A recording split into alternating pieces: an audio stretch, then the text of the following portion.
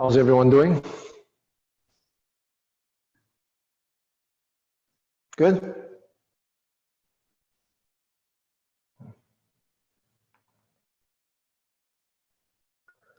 Now, tonight's topic is being present.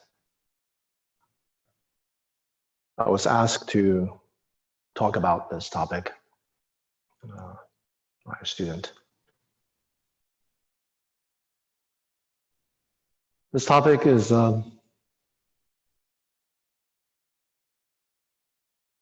quite popular, actually. To be present, the importance of present moment, presence. It's like a buzzword. Everyone's talking about it. Because everyone's talking about it, there's some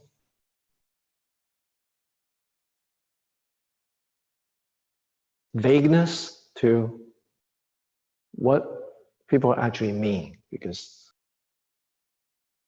people talk about it from different perspectives, in different contexts, relationship, communication, or some kind of spiritual practice. So they bring to it different angles. So I really don't want to add another layer to that multi-layered, confusing, usually, vague meaning, although it's positive. What I want to talk about is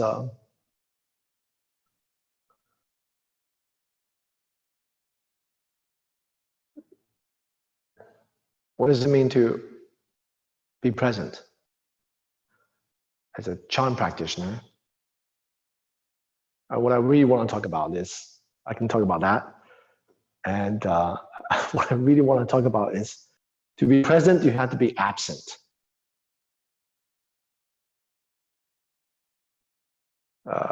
This is because what most people talk about being present to others, being present to ourselves. What they're referring to is better communication, maybe deep listening, feeling of being connected,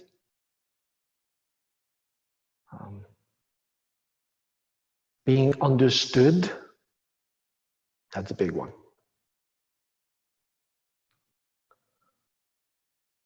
So everyone knows that this is important. They have many ideas about it. Not too many people talk about how to get there. Sure, there are methods of communication. There are classes you can take. And there are different techniques, all of which may involve some kind of practice. But the principle behind that is the ability to be free from our discursive thinking, our ruminations, our wandering thoughts, our agendas when we communicate to others, when we look at ourselves. That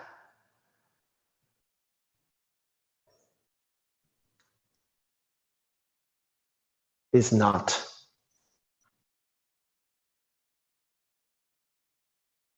the focus of what most people talk about when they talk about being present.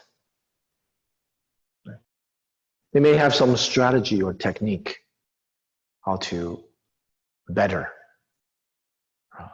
our communication, enhance our sense of being connected, being more in tune with others, developing reciprocity, so we feel we can connect with others and we feel understood by others. They don't really talk about thoughts and feelings because for most people, this is all that they've ever known. So they train their thoughts to understand others, to observe themselves, to feel connected, to feel understood. But they're still in the realm of thoughts and feelings.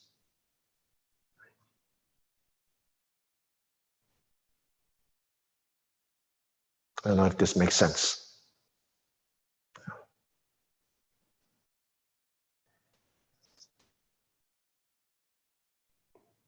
You have to be unmoved by your own thoughts and feelings in order to have an inkling of what is it like to be present. If we're still in the realm of ideas, notions, thoughts, feelings, there's a danger of just following however we feel, doing whatever we want. In truth, we're actually simply being subjected by our own thoughts and feelings. Right? Your feeling is good, I have to be present to how I feel.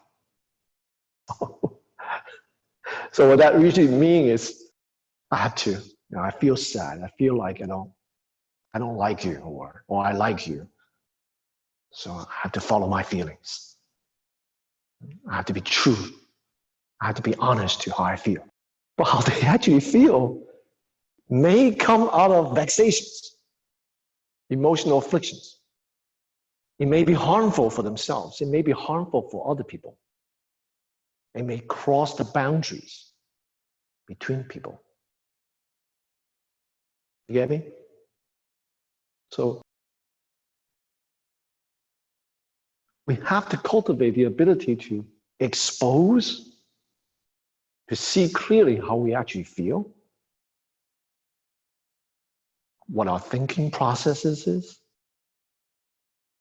the subtle undercurrent tones of thoughts and feelings that's lingering in our hearts, in our interactions. Expose that. You have to be open to it, accept that. And you have to have the ability not necessarily to follow that or suppress that, whatever that may be. You have to be not in the midst of these thoughts and feelings. I'm not saying you should be outside yourself. You're completely open and vulnerable to what's actually happening. And not be pushed and pulled by it either. So it's a kind of spaciousness. Being spacious, allowing a lot of space to whatever that comes up. Without being in tune with yourself, you will not be able to be present for other people. When you interact with others, you will project your own ideas. You will have your own agenda of wanting something from someone else. Right? Wanting something, or try to get rid of something, or try to persuade someone. Right? So this is kind of manipulative. If you don't expose what's actually happening, how you actually feel, what's going on inside you. So circumstances like that, it's very dangerous because you may seem to be present for others, but you actually want something out of that. Right? And you don't even know it. You may not be even aware of it. So you're just in the midst of your own thinking. So What this requires, being present, is one, you have to be present to yourself. What I mean by present, you have to be exposed to and vulnerable to what is actually happening without being tethered to whatever that may be.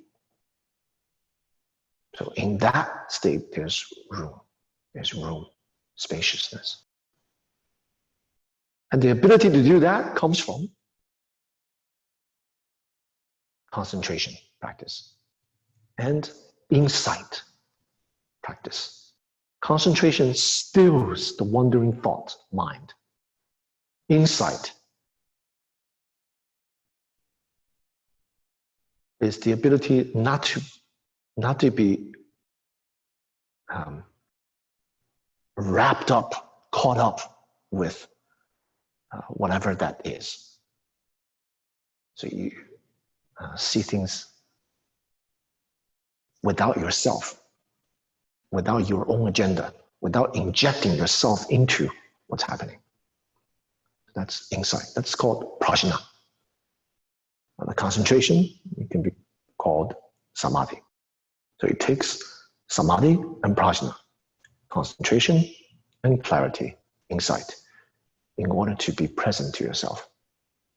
Two, if you can do this, your self-referential thoughts and feelings, agendas, ruminations will diminish. As it diminishes, there will be more space and openness without judgment to yourself, if you apply to others, to other people.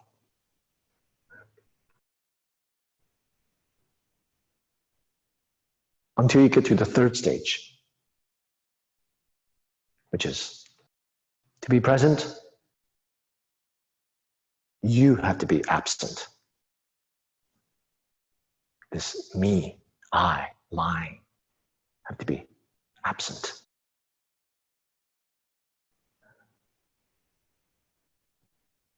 So what's left then? Everything else, everyone else. Without a self-referential point around which you make judgments, you accumulate experience, you use your thinking. That center point is absent. So to be truly present, a person has to be absent. And by absent, I don't mean absent-mindedness. I mean absence of gaining, losing, having, lacking, grasping, rejecting, projecting one's own agenda, one's own needs in a self-referential way. So, sense of me from which we act, it's not there. So that's how to be present. So when you're not there, everything is there.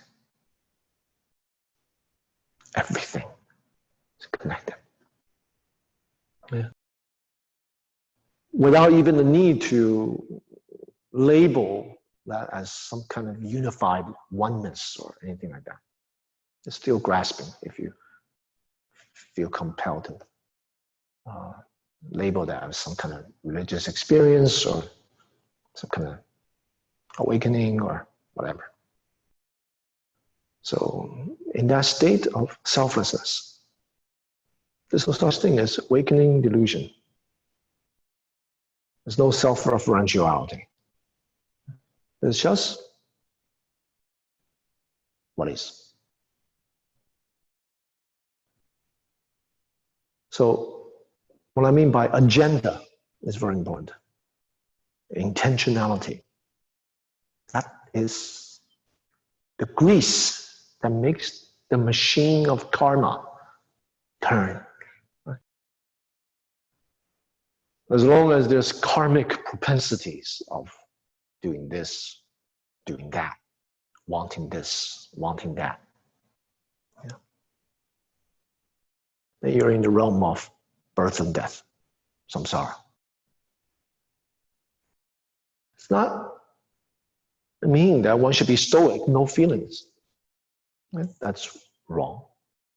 That's just maybe blank-mindedness, or maybe some kind of mental disability. Okay? There are people who have this inability to connect with other people. They have no feelings. Seems like they have no self. No, that's not what Buddhists mean.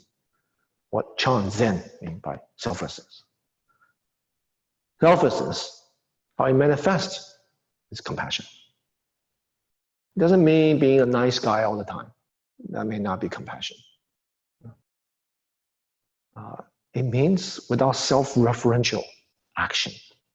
So selfless action without this grasping leads to connectedness. And that connectedness is compassion. At the core of that experience, there's wisdom. So wisdom and compassion is not, it's not even two, sometimes people describe it as two wings of the bird. It's not two, it's the same thing. It's the same thing. It's just, one is the essence, another one is the function. So, enough about this being present in an abstracted way. But I want to maybe bring some conclusion to that, or summary. So number one, you gotta be present to yourself. You gotta cultivate the ability to concentrate, to have clarity. The more you are able to diminish wandering thoughts, the more you'll be able to see. These wandering thoughts are kind of clutters. It doesn't allow us to be present. Forget about other people, even ourselves. Most people are just living in this clutter. So all they see, all they've ever known is just their own views, their own ideas. They're just in this clutter. So they don't know what is it like to not be there. So you have to meditate. You have to train your mind to be disciplined, to stay still, and to be clear, wakeful to yourself first. Second, as this diminishes, this clutter vanishes,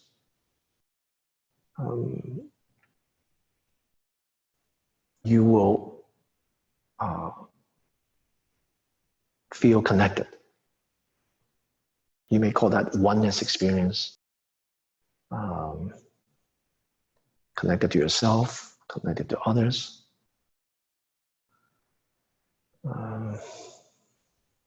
Then you're able to, the more you're able to do this, the more you're able to see what's happening within yourself. And also, the benefit of, the side product of that is see what's happening in others. What needs to be done, what can be done. So you feel very much in tune with. And people will feel in your presence, people will feel heard. They feel understood. They feel your presence. But can't stop there, because self-grasping is still present. It may be a great self. So only the absence of me, I, mine, self is your true presence, being presence. And the key word here is yourself is not there, but everyone's there. Yeah. And there's clarity. So you see what needs to be done, what can be done. So how to get there? So there are these three. How to get there? We gotta practice. Gotta practice. Practice what? Not grasping, not rejecting. Simply accept and face everything with single-mindedness. Single-mindedness. So that will simultaneously develop concentration and clarity. So you apply this to something simple. Something simple. Like what? Like sitting meditation. Don't grasp, don't reject. Simply be present, be open, accept your method of practice. See if you can stay there. See if you can stay there. And whatever things that come up, don't follow the habit of being wrapped up in them, being caught up in them. Just accept them and stay with what needs to be done. So, the method. In time, you will find yourself more and more in a space in which you're no longer defined by the clutter. Your own thoughts and feelings, your own opinions of things. So your relationship to your own thoughts and feelings will start to change. Okay? Prior to practice, you may be just caught up in them. Can't get away from them. Oh, that's wandering thoughts. Okay. Through practice, more and more you'll be able to see them and not be so upset by them. And as you continue, that space that you feel, you develop the ability to kind of anchor yourself there. Anchor yourself. Instead of anchoring yourself on your own intellect, on your own knowledge, on your own past experience, on your friendship,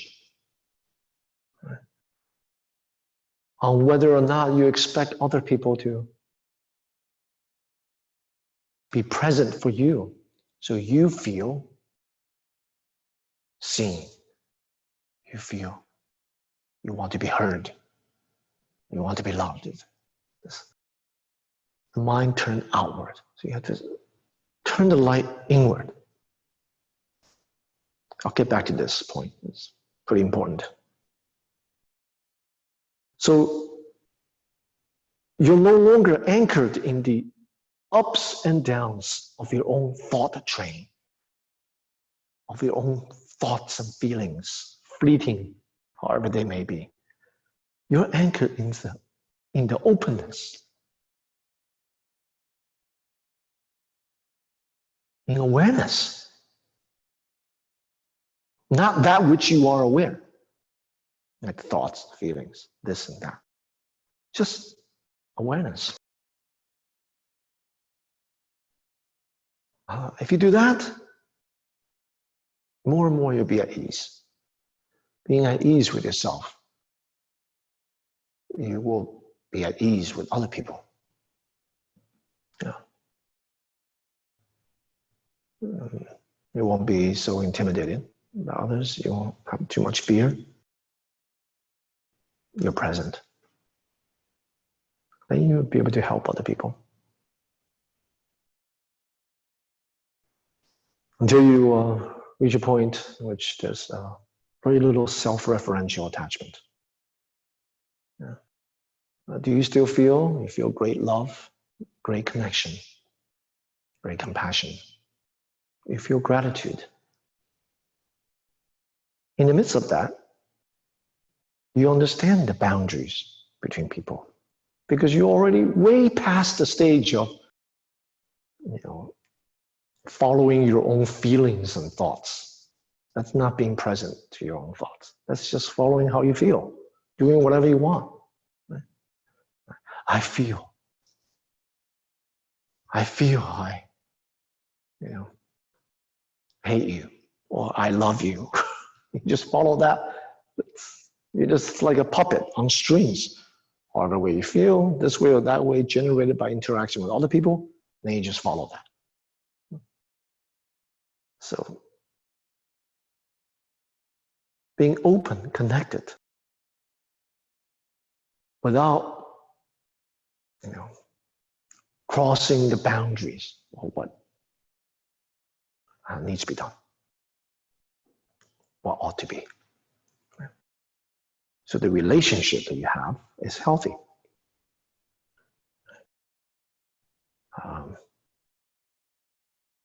So that's what I had to say about being present. Being present. I hope that's helpful.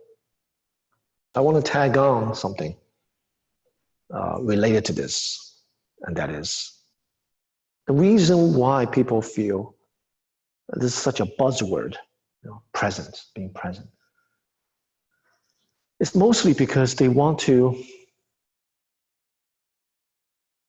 connect with people, right? Subjectively, objectively, they want to be heard by others. So they really value being present. Really place great emphasis on that, how to be present to other people, whatever they may mean. Communication, deep listening, feeling connected, being in a love relationship, whatever they may mean by being present.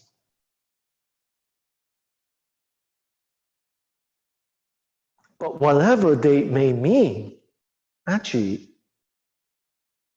stem from the feeling of wanting to be heard, wanting to be seen, want to be loved. So turning that around, because they want that. So they want to express that as well. They want to truly see other people. They want to truly, deeply listen to others. And they want to extend care and love. All that is very good. But without undergoing discipline, the practice of having the ability to see clearly how you feel, what you think, and not follow it, not being subjected by them. Without going through this process of cultivating the ability to do that, then what it wounds up being present to other people, expecting others to be present to us, is that we're just following our own feelings, following our own thoughts and feelings. Right? So it's not really Buddha Dharma. Not really Buddha Dharma. It may be useful. It may be useful. So long as there's still boundaries, right, between people. So you recognize that. And you actually see your own agenda, your own needs. Right? So if we still operate, like most of us do, operate in a realm in which we feel we want to be seen, we want to be heard, we want to be loved. Perfectly normal, I want to say that. But we want to ultimately see through that and still be okay, still be fine if no one sees you, no one hears you, no one loves you. You have to still be okay. Otherwise, you're just tethered to these three things. Right? But you're still bound by that. Why isn't that good? Because unfortunately, the world doesn't operate that way. Very rarely do people find someone that really listened to them, really understood them, hear them, see them, and really care for them. Everything changes. So if your sense of well-being is rested, grounded, anchored in the expectation of that, then you have a lot of suffering. This is the expectation of, at the fundamental level, human nature of craving, desire. That's why we're locked into continual cycle, cyclic existence, round and round, suffering, and creating the causes of suffering. So there's no cessation. And whatever you practice is not really Buddha Dharma practice. So suffering, cause of suffering, no cessation. Whatever you practice, if you don't see through that, it's not the path. It's not the Buddha Dharma path. So I just listed the Four Noble Truths. Okay. So will we become inhuman? Inhuman? You can say the culmination of tapping into our full potential, being human, is non-human. When you hear this, you go say, what? Non-human. None of the criteria of what ordinary people in samsara define as human. I want to be seen. I want to be loved. I want to be heard. Not that. So what are you then? You're the Buddha that you are. This is your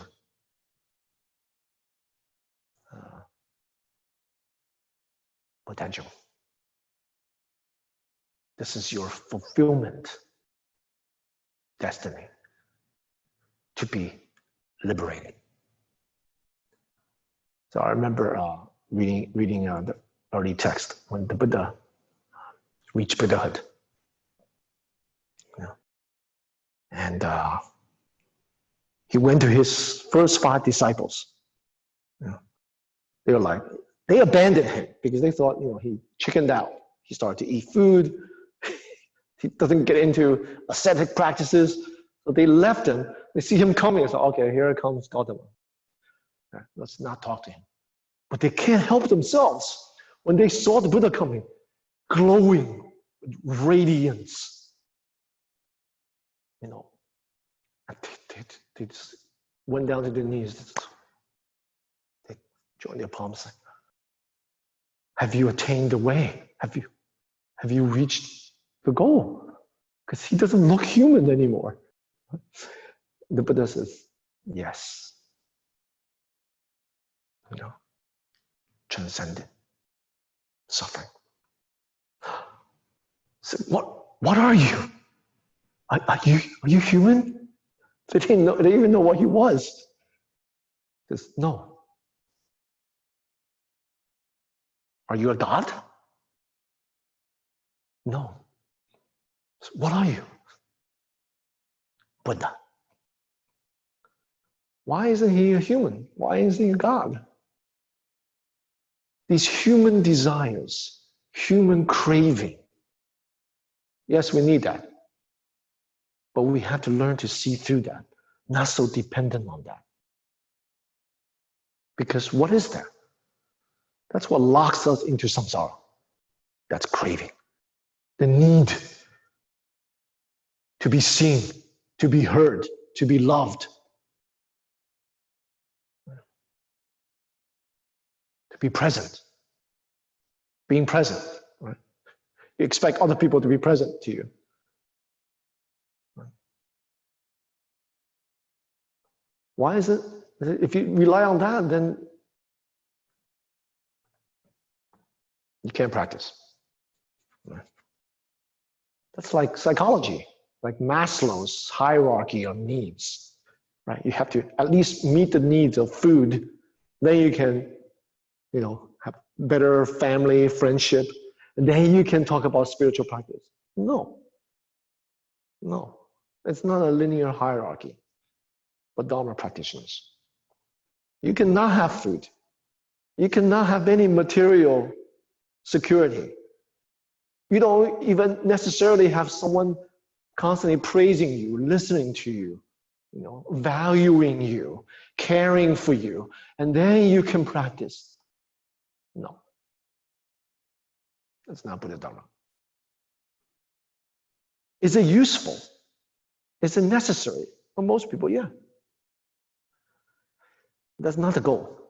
So what I'm telling you is, what is Buddha Dharma? What is not? What is the goal? The goal is not to find someone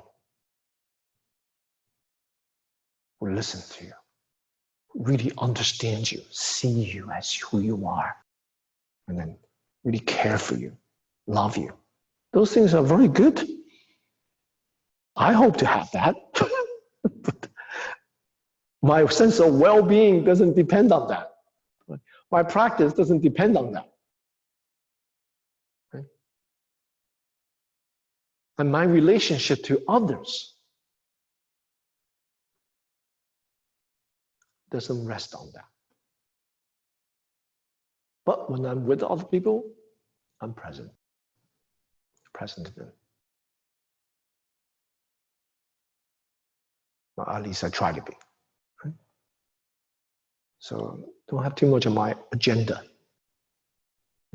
wanting, needing something from this person or that person. Just present. Okay. Am I oblivious? No. See very clearly what's happening, what that person needs. Because I have no need for that person. What that person wants. Okay, so there's a big difference. So why isn't it God then? Why isn't Buddha God then? Because gods, unfortunately, they may not need material things. At least in the Buddhist cosmology, the higher level of devas, they don't need material thing, formless realm. The form realm and the desire realm, the gods in these realms, they definitely need something. You see the Bible and the Quran, other world religions, the gods, they definitely need something from you. So even they want to be seen. They want to be heard. They want something from you. So, samsara. Right? I need you to make offering to me. I'm a jealous God. You're not allowed to worship other cult, right? Fire gods, whatever. You just worship me. What is that? It's self-attachment. So, not to criticize, although it sounds like it. I'm just saying what Buddha Dharma is. Right? All religions are very good. They help people to be better human beings, to cultivate love, compassion. I guess the difference is just the extent. The extent. It's like a gray scale. From hedonism, craving of material things, senses, sensual pleasure, to absence of that. So most religions somewhere towards that end.